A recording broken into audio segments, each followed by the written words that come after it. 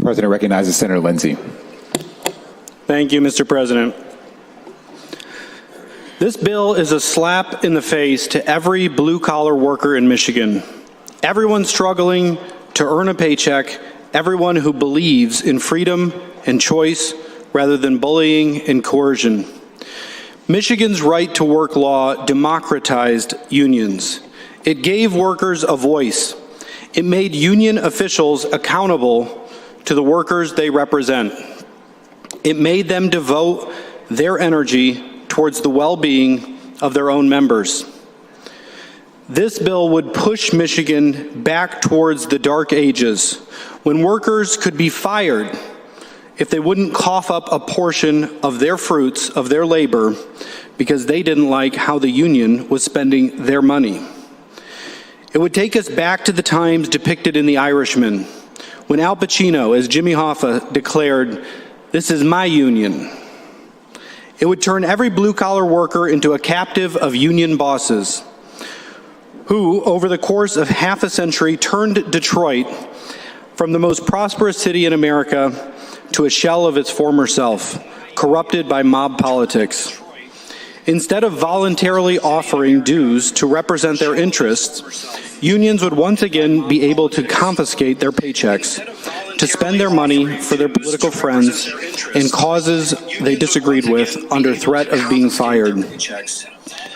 Michigan's right-to-work law has made workers' lives better, which is why the law is overwhelmingly popular today, and everyone knows it. They know that's why this bill is being rushed to the floor with little time for public discussion. Every bill of substance so far this year, we've seen the same thing. Suspend the rules, few hearings, little public notice, minimal stakeholder input, and we know exactly why. Because this is how people behave when they have something to hide. This is how people behave when they know they're doing the wrong thing. This is the conduct of bullies, of tyrants, and of fanatics. But the people of Michigan are seeing it all. They're seeing people who posture as defenders of workers, who vote to strip workers of their most basic right to freedom and choice, the right to choose whether or not their union is serving their needs, their interests, and their values. This bill would convert workers from self-determined citizens who ultimately decide for themselves whether or not their union is worth supporting to indentured servants, forced to pay tribute to a gang that puts its own interest above those of its captive workers. And of course, we can already see what's next on the horizon. This bill paves the way for allowing labor unions, whose dues are meant to be spent entirely in the best interest of their workers, to instead route their workers' now forcibly extracted dues directly into politics. Thomas Jefferson once said, "To compel a man to furnish the funds for the propagation of ideas he disbelieves and abhors is sinful and tyrannical." That is precisely what this bill would do. It would confiscate money from exactly those workers who would otherwise opt not to part with it and give that confiscated money to those. All right, guys, I've got to cut that off because I was getting feedback like crazy in my eardrums, although now I wonder if that was... It might have been me. I don't know. It's supposed to shut off our audio when it plays a video clip like that, but it stopped and started again, and then it got worse. So. Oh, okay. I don't know. I was playing it on my phone because I wasn't seeing it, so I tuned in. Yeah. Oh, okay. Well, I think people could see it because they're still watching the stream. But hey, everybody, welcome to this week's Rescue Michigan live stream. How's everybody doing? That was State Senator Jonathan Lindsay, one of the good guys. That was his floor speech against the repeal of right to work. And Amber says the background looks great. There you go. Thanks, Amber. I found a spot finally in my house that kind of works for a Zoom. Yeah, that was better where I was on my couch. Yeah, we will have to upload that clip again separately because it was a Boffo speech and that feedback was really distracting. But I don't think we had that on the original feed. Something I did when I made that video caused that to happen. But anyway, be sure, guys, to especially those of you on Facebook, don't close your video, don't close the live stream, but do congratulate Senator Lindsay, whose wife just had a baby this weekend. And And that was one of a number of speeches that Republicans gave in opposition to the repeal of the right to work law. Most of them did, that is, not all of them. There's a couple that didn't say anything. And there was one speech, one embarrassing speech by Senator Ed McBroom, who had to explain why, after having voted no on passing right to work so many years ago, he was now voting on its repeal. And I believe he of all people decided to mention and whine about the politics of retribution. Ed McBroom, who of course, carried out political retribution against an attorney who sued him by calling for Dana Nessel to investigate him in an official state Senate report, for which we were, I think, the first and perhaps even the only people demanding his frickin' resignation over that. But sadly, he is still a state senator. But at least he did the right thing and voted no on right to work repeal, as they all did, by the way, which was a bit of a surprise to me, because I had heard some stories in Lansing that at least one state senator was going to vote no. But apparently he's getting so much heat in his district for all of his other rhino votes that he... is that Joe Babe? Yeah, that's Joe Babe. That's Joe Babe. But Joe Babe stuck with the caucus for once on all the gun bills and on the right to work bills. I just wanted to say the nickname because I thought it was funny. So yeah, it works for him. It's what he does. He calls everybody Babe. Yeah, everybody is Babe. Yeah. Yeah. Greg Babe says, Amber Marie, I just Greg Babe, we're all Babe. All right, I'm not gonna do that. I'm not gonna do that. That's Joe Bellino's bailiwick. Keep it special. Keep it special just for him. Yeah, but no, Bellino, I think, genuinely thinks he's like invincible, or at least he thought that. But his district is Monroe County, Lenawee County, part of Hillsdale County, and he might be feeling a lot less invincible these days, because I've heard he's just getting the snot beat out of him by his constituents for all of the bad votes he's been taking. Wonder what's caused them to suddenly realize he's been a rhino all this time. So anyway, as I was saying about all of these bills, obviously it's terrible that they passed universal gun registration and now is through the Senate this week, and right to work repeal as well. That being said, however, it is at least a silver lining that none of the Republicans voted for any of the Democrat stuff on this. That is a big loss for them. Now in both chambers, they can't call any of this crap bipartisan, and that is a stinger for them, because they always, if it's only one Republican vote, then they can say, and this vote passed with bipartisan support and blah, blah, blah. And of course, it also just undermines the Republicans' arguments, because now they can say, this is partisan stuff passed with the narrowest majorities, huge legislation that just is going to do huge damage to our state, which it will, by the way. Certainly right to work's repeal will. And the other thing, too, is as for all the gun bills, we have 3 weeks now. I was told this past weekend that the Democrats are missing votes in the House, and sure enough, all the House votes this week, there was like 7 Democrat absences. So don't know what it is, but based on that, there's going to be 7 more Democrat absences this coming week, and then they're in recess for 2 weeks.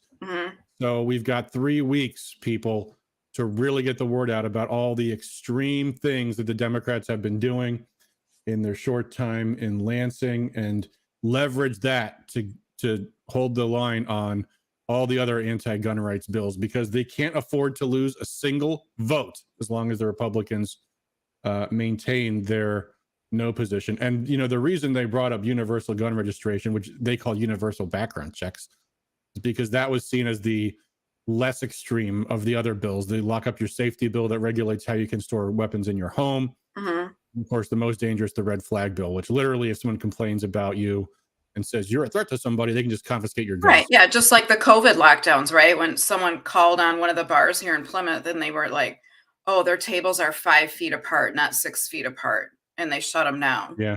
So everybody brought out their inner Gladys Kravitz, if you remember that, the nosy neighbor on Bewitched. I don't know if you ask everyone how old everybody is watching, but yeah, like it just brings out the worst in people. Like it's just terrible, and that's going to happen.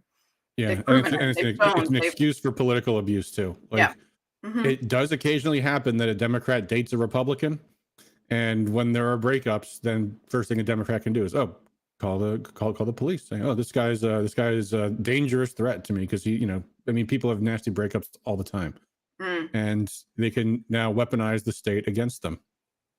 Speaking of weaponizing the state, but let's get back to that. We'll talk about the Trump the Trump rumored indictment / arrest / everything else. But first, we got to talk more about this making the most that we can do with this 3-week break we get. I mean, it's still going to be something in the Senate possibly this week, but at least without the Democrats' full corpus in the House this coming week, we got basically 3 weeks to bring as much fire as possible. And I know we're going to do as much as we possibly can, targeting as many lawmakers as we can, including the most vulnerable. But no matter who your lawmakers are, if they're Democrats, it's a good time to do damage to them in the districts. And this Operation Watchdog we've launched is going to give you guys a lot of tools for that. I don't want to talk about this too much because we did talk about it last week, but there are some new tools on the site. There's also a nice fancy new logo there. That actually is a dog I used to own, Captain Crunch. He was my right-hand man. But anyway, you can click on the logo or the link below it, and it takes you to where you can now view all the bills and all the legislators, and it's got everything in there. All of their votes, all of the bills. And, you know, I was talking, we have this Tuesday call we do every Tuesday with the Watchdog crew, and one of the things I'd mentioned was I was hesitant to list every single roll call vote, because especially in the Senate, sometimes there's procedural votes. And what they often do is, sorry, Barry just distracted me with this comment here. The Michigan Catholic Conference came out in support of red flag laws, organized against them. Screw these evil people.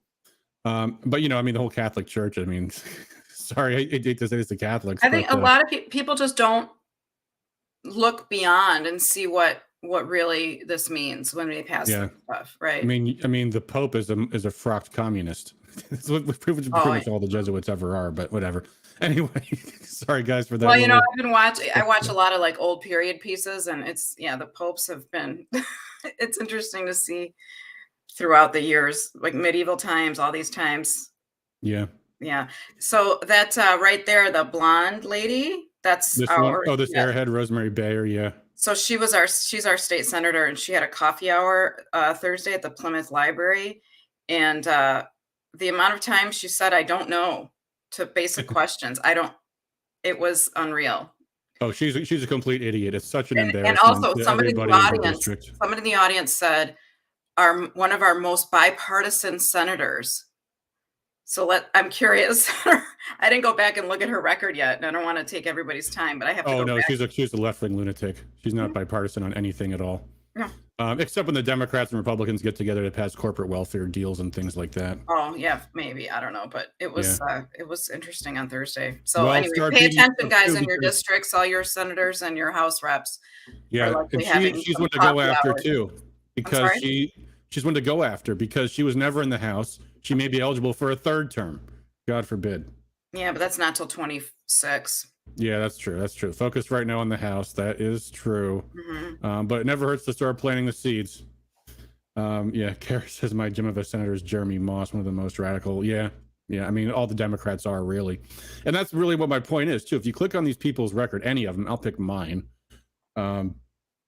is that we now list all of their votes. Oh, yeah. And that reminds me, getting back to what I was saying earlier about, I was hesitant to list all the roll calls because sometimes there's procedural votes and there's like amendments. And a lot of times these amendments are really just ways for politicians to get talking points in and to pad their resumes. So they'll have a Democrat bill and Republicans will just introduce a whole pile of amendments that do this, that, and the other. But the Republicans all know they're going to get defeated. They do this in the House too. In the House, they don't even have roll calls. They just gavel them down. But in the Senate, they have roll call votes. So they have all these amendments on right to work. And, you know, if you count all the amendments and all these procedural votes, sometimes it can give you a skewed impression. So we're going to be doing scorecards at some point. But what I decided to do, because I did want to list all of the roll calls. Let me switch from the House member to a senator so you guys can see what I did. Go to Rosemary. Yeah, okay, for Rosemary. What I did was, for pretty much all of these stupid little procedural amendments, I mean, they're not procedural votes, but they are amendments. What I ended up doing was just writing this: minority amendment to mitigate negative effect of bill. It just says that for all of them. And then they tried doing this on right to work and this on right to work. And these are all, I mean, technically they're not all bad things. Like there was one that said, let's make an exemption for small businesses. And there was one that said, let's require there be a certification vote every 2 years and this, that, and the other. But they're all amendments that they can just use for talkers. And at the end of the day, they knew the Democrats were going to vote no on all of these things, which is, of course, what they did. So I just listed these all as minority amendment to mitigate negative effect of bill. So at some point, we're going to add another feature into this where people can add more detailed descriptions of the bills and the amendments, but we're not there just yet. But we are building new stuff in. As I said, we now have all the roll calls listed. It also now highlights when bills became signed into law, so that we're going to have them, and we're going to at some point start building in tools for people to record committee tracking, so people can see what bills are moving through committees and which ones aren't going anywhere. The other thing I did too, and this is in part to give you guys more ammunition, more arrows in your quiver, is all of the bills that these people have co-sponsored. It used to be bills introduced in one category, bills co-sponsored in another. But if you look in a House journal or a Senate journal, and I'll pull one up now, if I go to legislature.mi.gov and I go to the journals, if you look at any of these journals and you go to introduction of bills, oh, this is a bad example. There are no co-sponsors in any of these. Let me go to a different journal. Whenever they have bills that have co-sponsors, they don't say so-and-so introduced and so-and-so co-sponsored. They always say it like this: Representative Schuette, Kuhn, Thompson, Green, Regis, Kuntz, Bierlein, Bolin, Meerman, Tisdall, Bazat, Borton, St. Germain, Steele, and Beeson. Introduced. Every co-sponsorship is an introduction. Mm-hmm. There are sometimes later on in the process they can add co-sponsorships later on, but we're not going to track those anyway. Those are an exception. But what we're going to do is just say, hey, you know what? All of your Democrats, all of your Republicans, well, the rhinos anyway, but all the Democrats, you know what? You can tag them on all these things. Bayer introduced this bill to repeal right to work. She introduced a bill to mandate prevailing wage. She introduced repealing the third grade reading law. Why pull punches and say, oh, she only co-sponsored this? The journal says she introduced them. So, I mean, you look at this list of things that, in this case, Rosemary Bayer, but honestly, I mean, no politician's going to look good when you just go through what all the things they have done are. And people are going to look at that and go like, that's what this person's priorities are in their short time in Lansing. These are the things that they're spending their time doing. And, you know, the thing about politics is issues are divisive. And not every voter is 100% Republican on every issue under the sun. Not every voter is 100% Democrat. Not every Democrat voter is 100% Democrat on every issue. Whipped cream devices? Yeah. Oh, yeah. Yeah. Yep. Like whippets? Yeah, whippets, exactly. Yep. Which, you know, I mean, I think there's the civil liberties issue. People still do that? I knew some kids that used to do that, like back in 1992. I haven't seen those since I was in college. Yeah. And you didn't see them very often because they're very expensive. I don't know. So, I was like, what's going on? People used to call it hippie crack. I remember that. Oh. But at any rate, yeah, you know, never mind that there's already this thing called the DEA, the Drug Enforcement Administration, that regulates, you know, substances. And there's other stuff. There's some, I don't know if it's on her list, but there's someone putting a bill to ban some kind of herbal remedy or something or other, and I don't know.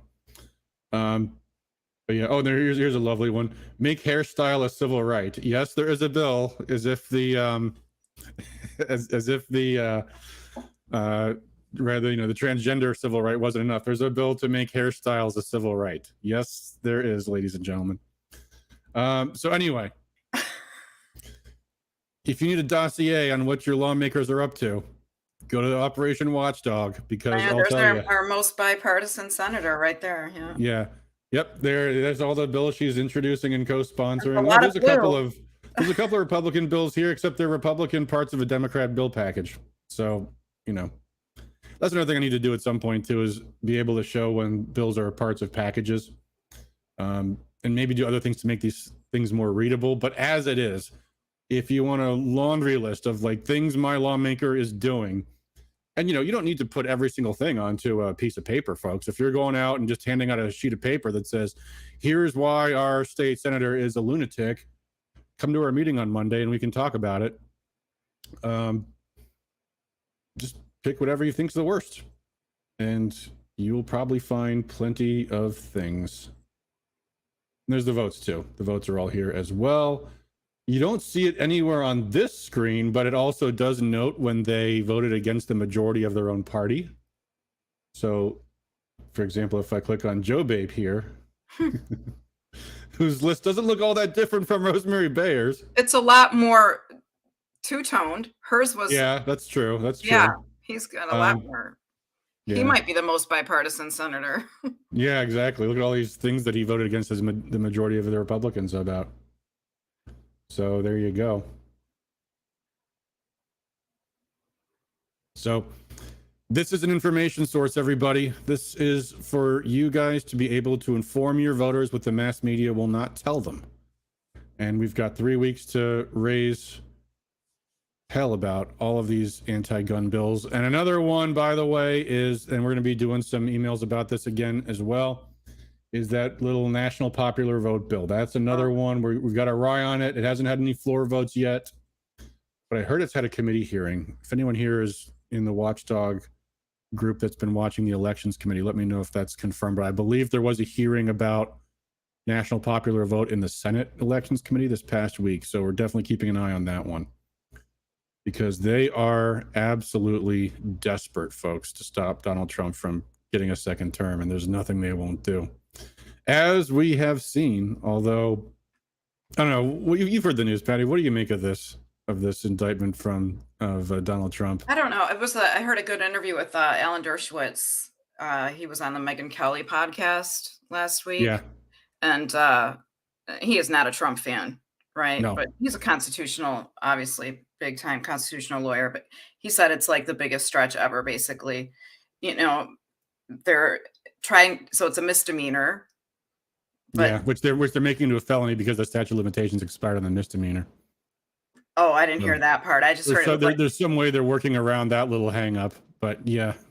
So it's no big deal. You know, people pay hush money all the time, but they're trying to go after him because he didn't report it properly, or he didn't record it properly, and he wrote it as attorney's fees or something. I don't. And then, but again, still not that big of a problem, except that they're trying to say he didn't do it, you know, to keep it a secret from his family or to avoid embarrassment, but that his ultimate goal was to win re-election. So that it's just like this trifecta of laws that they're trying to like pull together, and they've never tried anything like this before. And then the feds didn't prosecute anyway. They passed on it. So this Alvin Bragg guy is like going, yeah.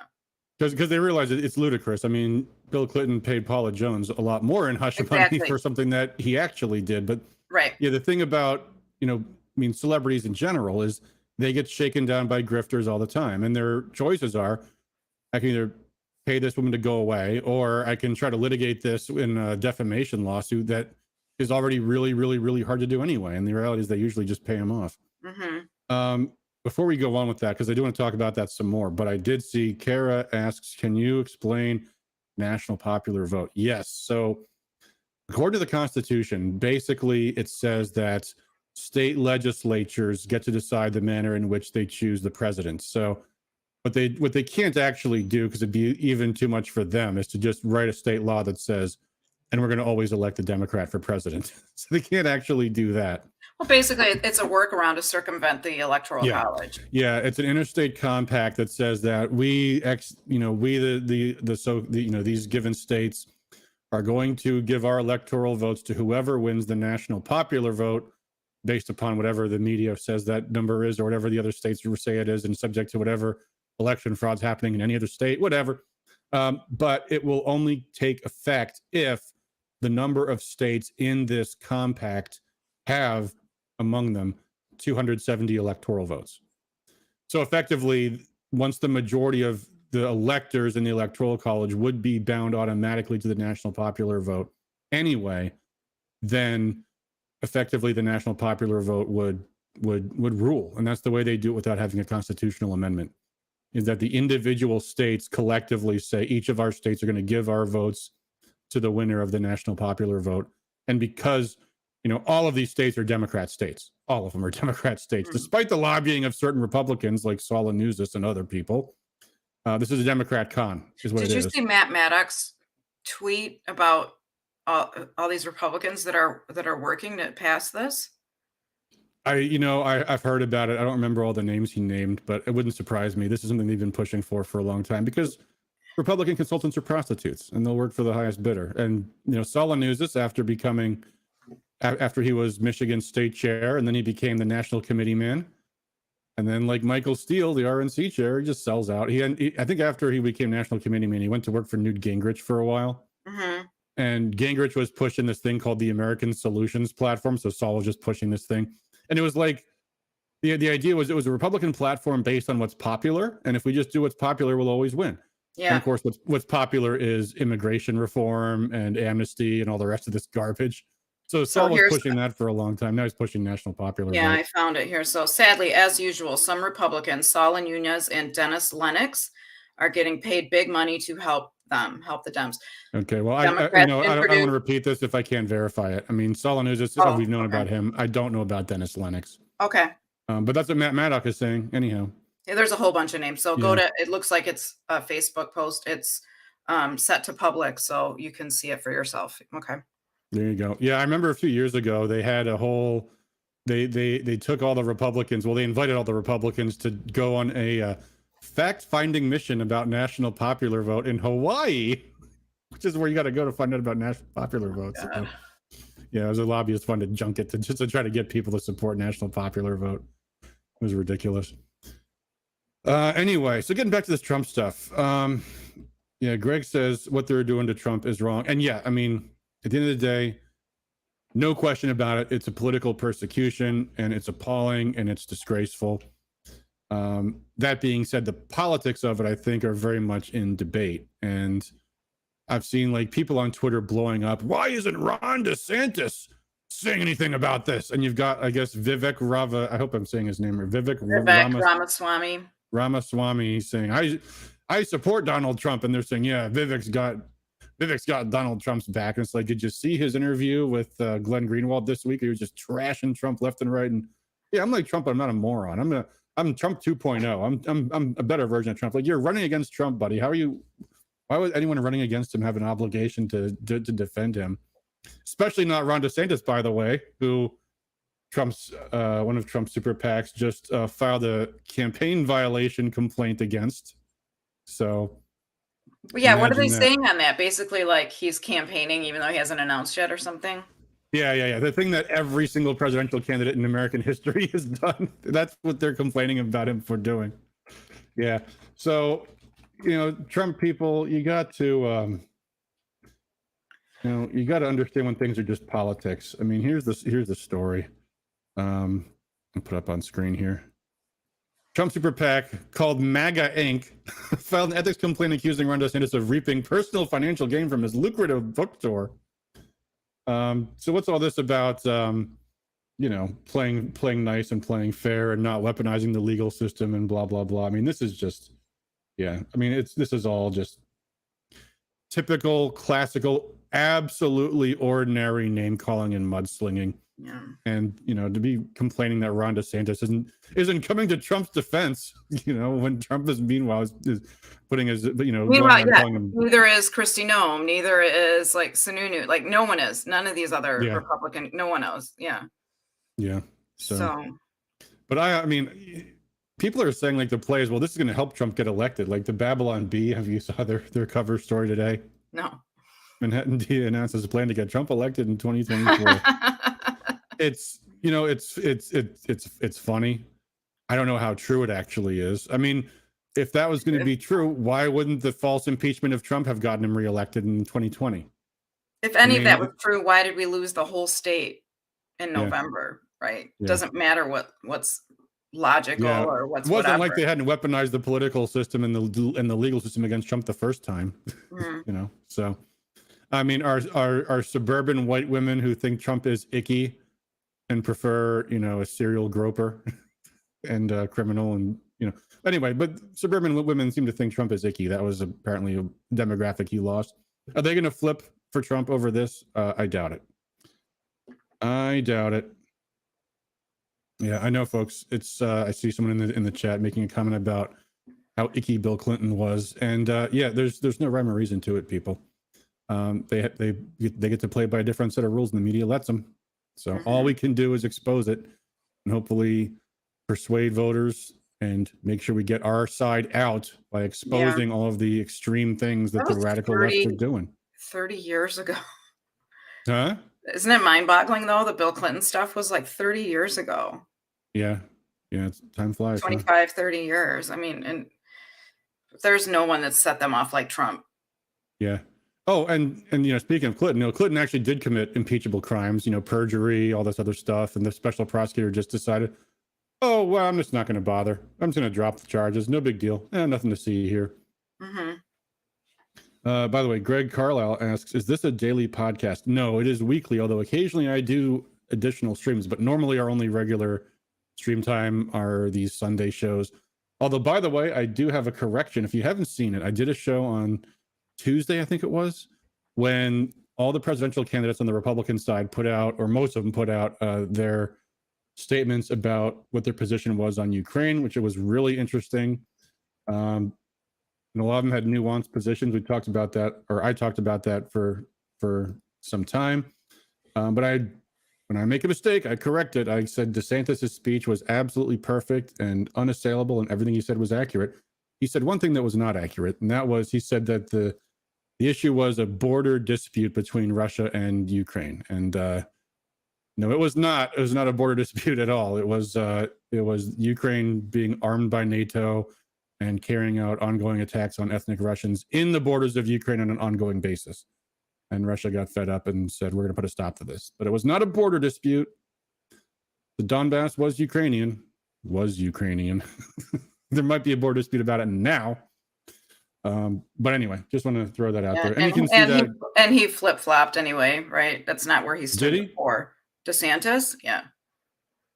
I don't know what his position was previously. We'll see. Yeah. And he put that in writing to Tucker, and that says a lot to me. Yeah, he flip-flopped for, because he obviously knows that's where the political winds are going. If he wants to win the nomination, he has to be against Ukrainian war. So. Yeah, well, I mean, I'll take it if that's what his reason is. But I don't know. I don't remember seeing him. Yeah, I think it was Rich Barris was talking about it. Yeah. No, well, Rich Barris is also a Trump fanatic who's just attacking DeSantis left, right, and center. But I don't know. I'll look for it. I wouldn't agree with that. Okay, well, show me.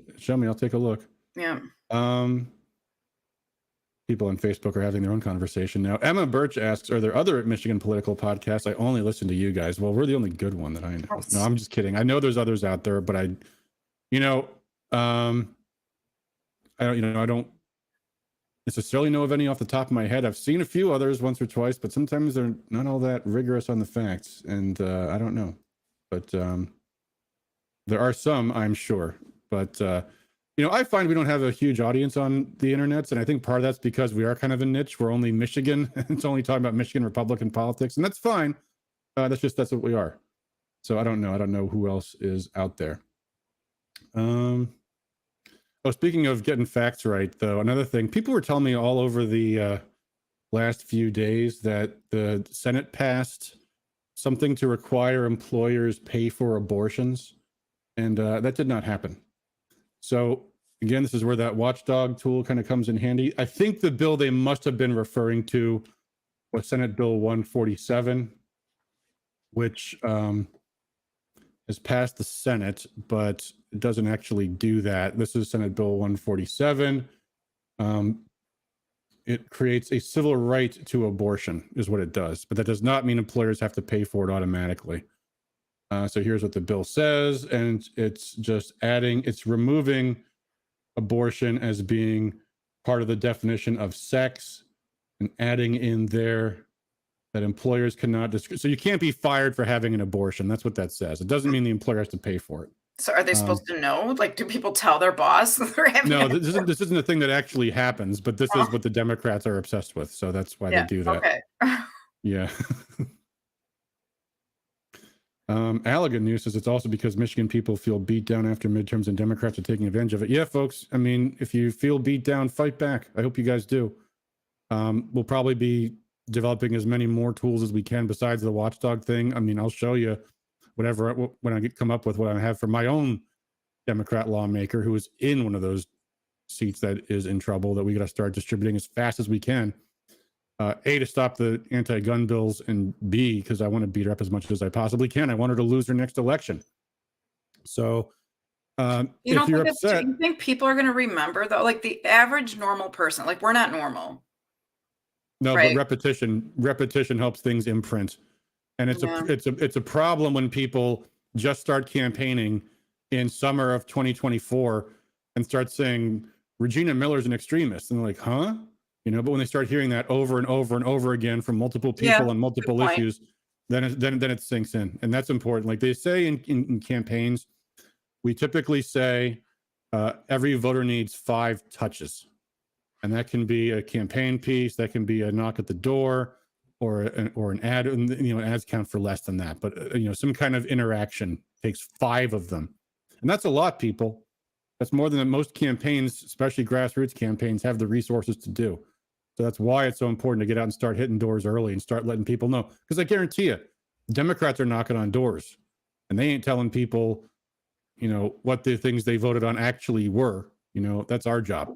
Because they're going to say the exact opposite. They're going to say, Reggie Miller's so great. She's keeping our kids safe and stopping discrimination and blah, blah, blah.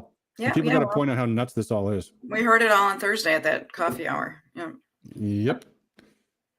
What else do we have this week? That's almost all I've got. Oh, I forgot to mention, I was in Lapeer this past week on Thursday.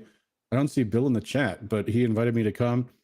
For those who don't know, in Lapeer, Michigan, there is a county library, the Marguerite D'Angeli Memorial Library, named for my great-grandmother, who was born in Lapeer, and she was a famous children's book author and illustrator. But the books they are distributing in Lapeer Library now are not the kind of books she would approve of. They're very much the opposite. They're child pornography, really, is what they are. And Genderqueer, of course, is the book that's in question. And it was quite a fiery meeting. There was a library board meeting this past month, and it was overflowing. They had to just cancel it and reschedule it for this month and at a larger location. So it was this big, this big hall that probably had about 300 people, standing room only. And the whole town came out. It felt like it was absolutely huge. Lots and lots of people. And, you never know when you go to these meetings, like how many are going to be the radical leftists versus how many are going to be the normal people. But it looked like it was a normal crowd. So that was encouraging. But I got there a half hour early and got one of the last seats. And then now people are standing.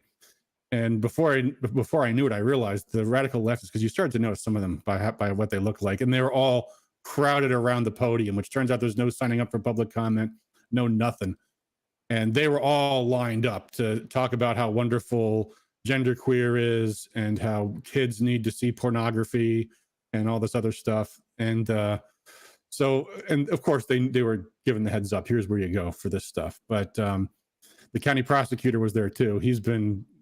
What happened was there was a preemptive accusation in the media that he was going to charge the librarian with distributing child pornography, or the state equivalent of that, not the federal law against that, but the state version of it.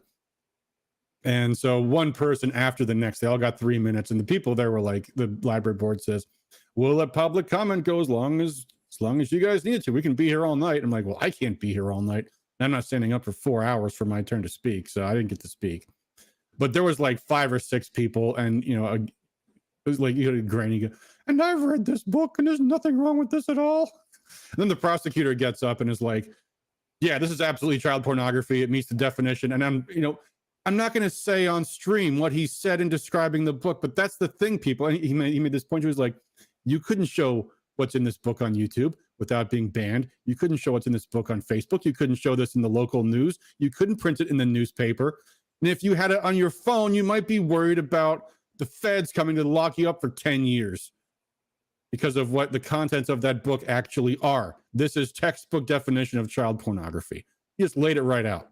And when he did that, you had the seals clapping for all the radical transgender people. There's a decent number of people clapping. But then when the prosecutor spoke, the whole room erupted in applause. Good. And that's when we knew. I was like, you know what? Point made. This guy's not backing down, because he sees where that's a town, that's a county that's ready to replace its entire library board. And of course the librarian with it. But yeah, so yeah, Kara says this book is in a lot of public school libraries. Yeah, and that's why it's so important to start to find some prosecutors that have a spine, start charging people. That'll take care of that problem, I hope. Mark Kerniel says, who Yeah, do we pay have to run attention. against Alyssa Slotkin? And Janice mentions Nikki Snyder is a filed candidate for state senate. There may be others, I don't know, but that's who it is at this point. So we shall see. That's still a bit early, but it's never too early to start beating up on Alyssa Slotkin. She's a complete airhead. She styles herself as a moderate, which is funny because the Democrats don't like that. But yeah, we need to watch. We should probably even do a watchdog operation just on her, although Nikki Snyder should be doing that. I mean, that's what opposition research is. Kara also says parents can use our opt-out form on greatschoolsinitiative.org. Yeah, we had we showed a presentation on our video channels last Sunday that a guy from Great Schools came along with the Thomas More Society to speak at our county GOP meeting, and that's on our websites, or it's on our video channels too. Oh, and Jessica says she saw me at the Eagle Forum kickoff meeting on Thursday. Can I speak on that? Well, yeah. Well, I mean, mostly just gave the report I just gave you guys just now about being in Lapeer. But no, yeah, Eagle Forum is it had been like the biggest conservative women's organization in the country. It was started by Phyllis Schlafly, who is, I say with no hesitation or equivocation, the matriarch of the conservative movement. She had originally, I think she first went to the Republican National Convention in 1964, and then went to every single Republican National Convention ever since till she passed away. And I mean, that's an incredible feat if you know how hard it is to get to go to the national conventions. But in 1964, she wrote a book called The Choice, Not an Echo, which was essentially a polemic in support of Barry Goldwater.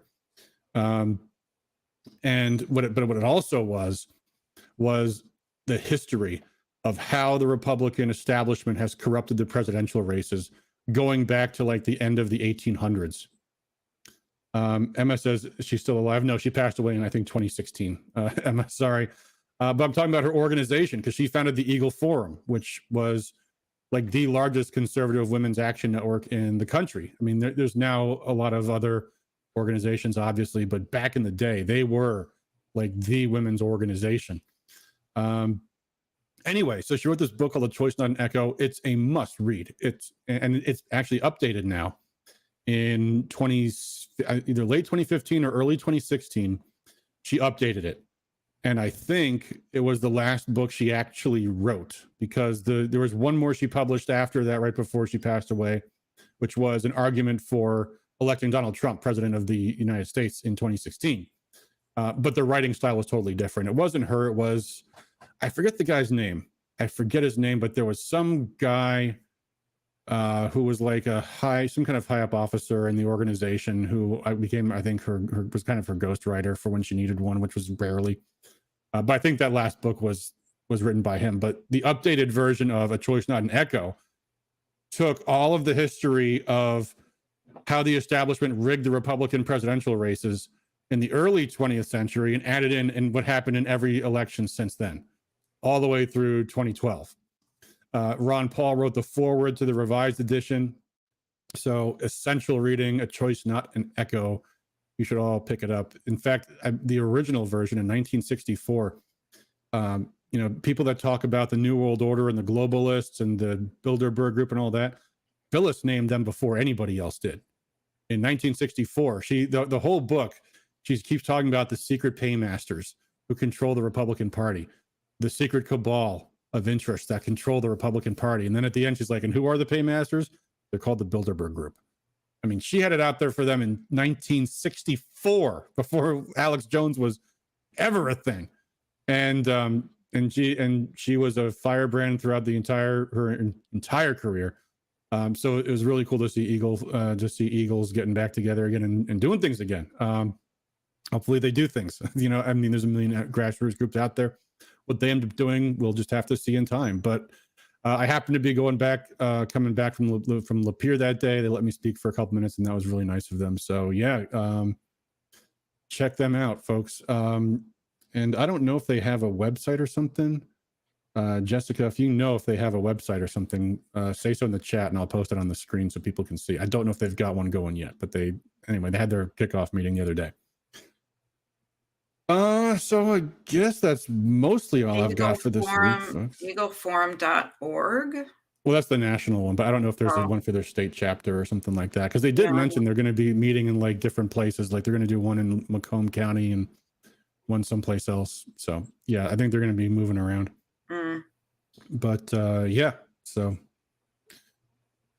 there you go. I remember also there was a big fight after Phyllis Schlafly died too, and I don't remember what the result of it was, but there was a pro-Trump and an anti-Trump faction within the Eagles, and I don't remember how that finally got settled down, but something happened there. I don't remember what the result was, so whatever. Anyway, some other drama this week I wanted to talk about with and I haven't talked about it much, but I have made some passing reference to how we have an interesting new state chair in the Michigan Republican Party. And Kara says Eagle Forum of Michigan is on Facebook. On Facebook. Okay, thank you. Okay, so there you go. I've been getting some pretty strange emails from Christina, and I've gotten some other emails from other people from Christina that haven't gotten, that she didn't send to me, and I don't know what the story is or what her email. I don't get the emails consistently. I don't know what's going on. I've gotten a lot of strange emails from Christina, and I'm gonna show you what I mean in a moment. Real quick though, Jay Michaud asks, those of us with state reps and senators that are voting correctly, is there anything for us to do regarding Watchdog?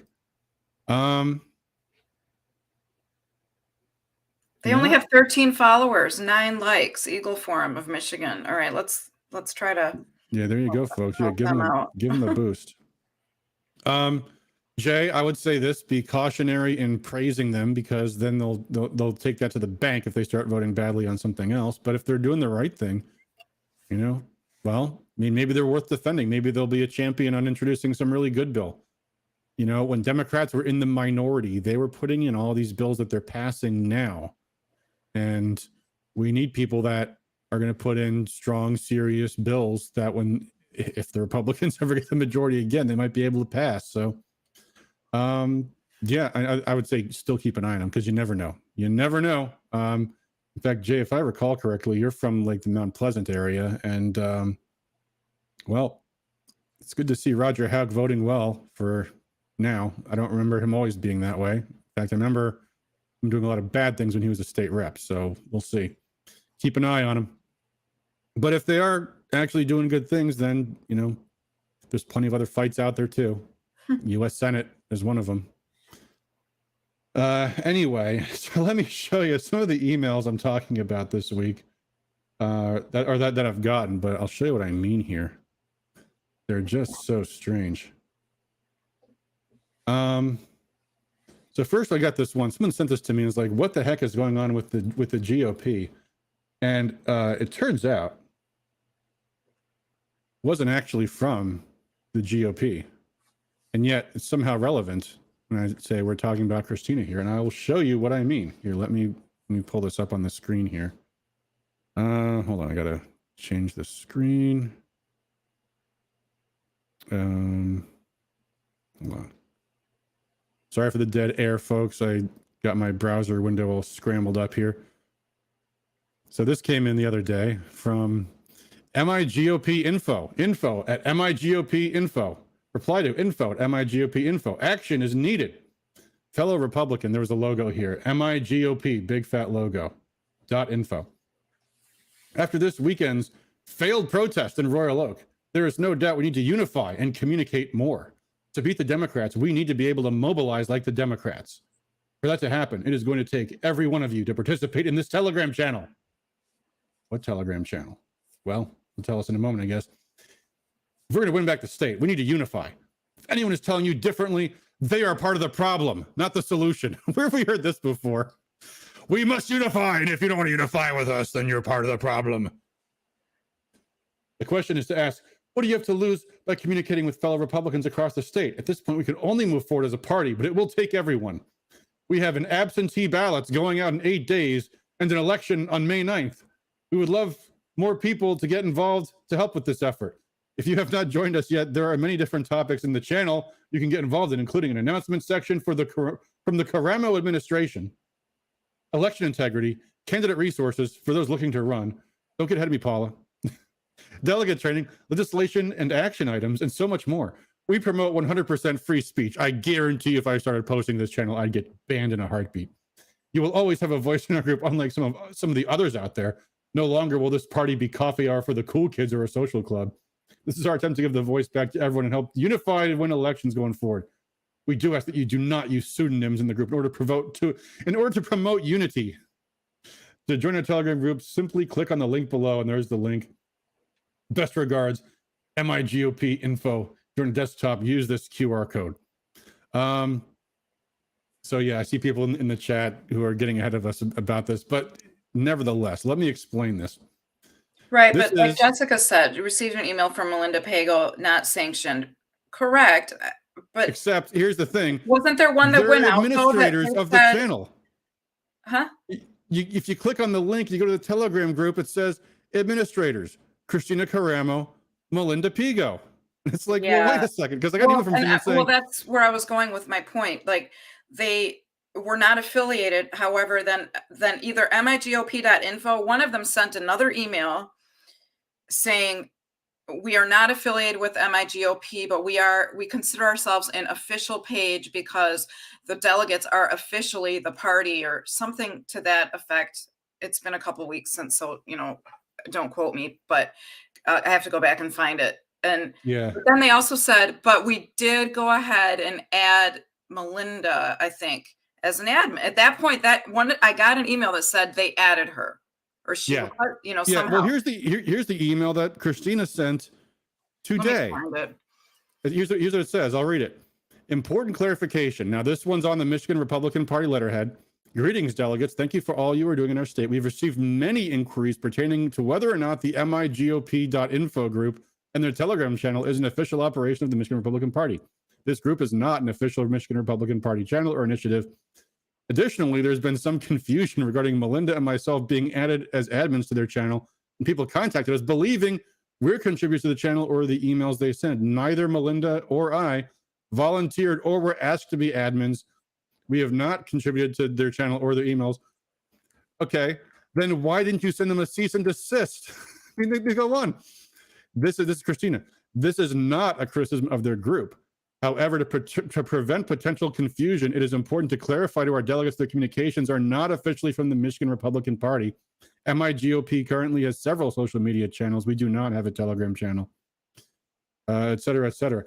Oh, they took them off. Somebody said, okay, yeah, I found that email. It was March. I received it March 6th. I got emails from people this week saying, why is the GOP sending this kind of garbage? They said this email was so weird and demoralizing, and what the heck are they talking about, this failed protest? What does that even have to do with anything? And Jay says the domain was registered on March 3rd. Yeah, it was a group set up to manipulate the state convention is what it was. And I think it was a group backing Christina, as a matter of fact. But at any rate, why are you, yeah, George says I got banned real fast, I'll bet. We always value free speech on our platform, except when I know some people that were, well, and I don't remember the name of the sites, two like of the commie Twitter pages got a hold of some screenshots too from in there, and we're posting them on Twitter. So just be careful, you guys. There's a group that leads people to believe they're the Michigan Republican Party. Their website is migop.info. Their logo is let me pull it up here. Excuse me, I keep yawning. Well, there's not much to it actually, but this is wait, no, that's not it. Hold on. Share screen. Yeah, there's their website. Join our Telegram. That's all it is. It was a convention op. I don't know why they haven't shut it down to begin with. The whole point of it was to run a convention play. They don't want the Christina or the grassroots to be successful in Michigan. You know, maybe not. I don't know. Why hasn't she sent them a cease and desist then? Why didn't she say, this is a counterfeit organization? They have no right to use that elephant. You know, they make this look like this is a Republican Party operation when it's not. But there's other things. These are some other emails I got from Christina this week, which is just, I mean, hold on. Let me pull these up so you guys can see what I'm talking about here. They're just so strange. Let's see here. Here's one. Quick reaction force. This came in 8 days ago. As we spin things up at MIGOP, we need your help implementing a quick reaction force. Michigan, the Democrat-controlled legislature intentionally waits until the last minute. Okay, this is all true. I didn't get that one. This one was sent to the county chairs, I think. Oh, okay. They're going to do all these things, and they can't wait. Please give us all of your lists and data, would you please? It's like, no, thank you. We'd like you to run your whole operation from our state central committee. And we're like, no, we're in Washtenaw County. Because then we get this email. This one came in the other day. Greetings, county chairs. If you're not already aware, I'd like to bring to your attention a meeting that occurred today. It's in Mecosta County, and it's this Goshen plant and blah, blah, blah. You know, I mean, that's all well and good as it goes, you know, an issue to fight on, but except what are county chairs going to do? Oh, I'm sorry. Let me just drop what I'm doing right now, running my county organization, and go to Mecosta County. This is the problem. I see people sending stuff, you know, I got an invite for something in Muskegon County. Yeah. I'm not going to go. Why are you emailing? I'm just going to drive 5 hours to go to Mecosta County to talk about some Goshen battery plant owned by China. Like everybody we got our own problems. Work their own. Yes. Go to be involved. You're a precinct delegate. You're responsible for your precinct and your county party. And anything above and beyond then, I mean, you know, whatever, but that's priority. Yeah. Everybody just worked on their own stuff. Yeah, people need to mind our own backyards, honestly. Yes, I mean, exactly. The worst feeling is when you go to the polls on election day and you see all these voters coming and going, and you don't know who they are, and you know they don't have a clue what they're talking about and don't know what the issues are, and you realize you've been so busy yammering with other Republicans about gibberish all year long that you haven't reached your voters. You've got to reach the voters in your precinct. That's and the they're like, line. county chairs, please get everyone to come to Mecosta County. It's like, I've heard some but people we're not talk just about like the other this day, little like they don't know how to pronounce the name of the county. Go here, scream and yell here, go here, scream and yell here. Like, yeah. I mean, I get it. We have to do, you know, there's protests, you go and, you know, whatever. But yeah, that should not be the norm, I guess. I don't know if I'm saying it right, but. No, you're absolutely right. People got to mind their own districts. Emma asks, "Are we counties mind their own counties?" Yeah. Were we surprised by the debt our party has, or is that normal? That's normal. I mean, well, it's normal, but for different reasons. But I mean, first off, always in an election, you want to leave everything on the field. If your campaign is not broke at the end of the election cycle, you've let down your donors. You need to spend every single penny you possibly can, you know, minus maybe a little tiny bit to win your election, and that's about it. As to the MIGOP, I mean, when Ron Weiser became the chair 2 years prior, he inherited a $200,000 debt or $500,000 debt or something. He just wrote a check and paid it off.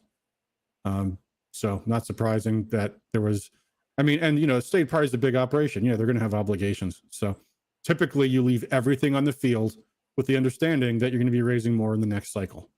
And that's just the way that goes. So yeah, that's not unusual at all. So yeah, folks, all I can say is start with your precincts. And if you have the resources to build an organization bigger than that in your township or your city or even your county, wonderful. But, you know, when people from other counties are dragging you every which way, no, that's just silly. You know, we need to have the info, because politics is intensely geographical, and the people dealing with the library board and the peer are not going to have time to come deal with the county commission in Washtenaw County. It just doesn't work that way. Right. So we got to mind our own politicians at our own levels. Exactly. Yep. So I guess that's all I got for this week, folks. You got anything else, Patty, before we sign off for the evening? No, I think we're just, I mean, speaking of county, I mean, we're getting up and running. We have all our subcommittees are having their initial meetings, and one of them is library board. So we do have a team that will be watching our library and getting all the delegates involved. We want everybody on a subcommittee and from each of the different municipal or jurisdictions, and getting it done locally. Yeah. Yeah, George says the lack of organizational knowledge and understanding how you break down between state, district, county, and precinct is sad and pretty terrifying. Yeah, there's no institutional knowledge in the state party, folks.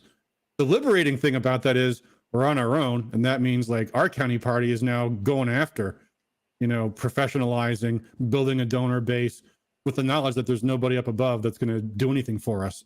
But that's going to be a good thing in the long run, because the fact is when the state party was professional, they blew through a ton of money on lazy consultants. They used crappy software and bad lists.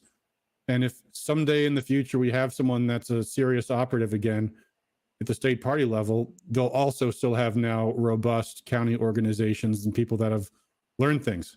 And I think it's going to be better in the long run. But for the time being, yeah, the state party. Even at work, I mean, you see this all the time. Like who knows the most, right? The lower level people, right? They're more in touch. Like, you have engineers or supervisors or whatever, right?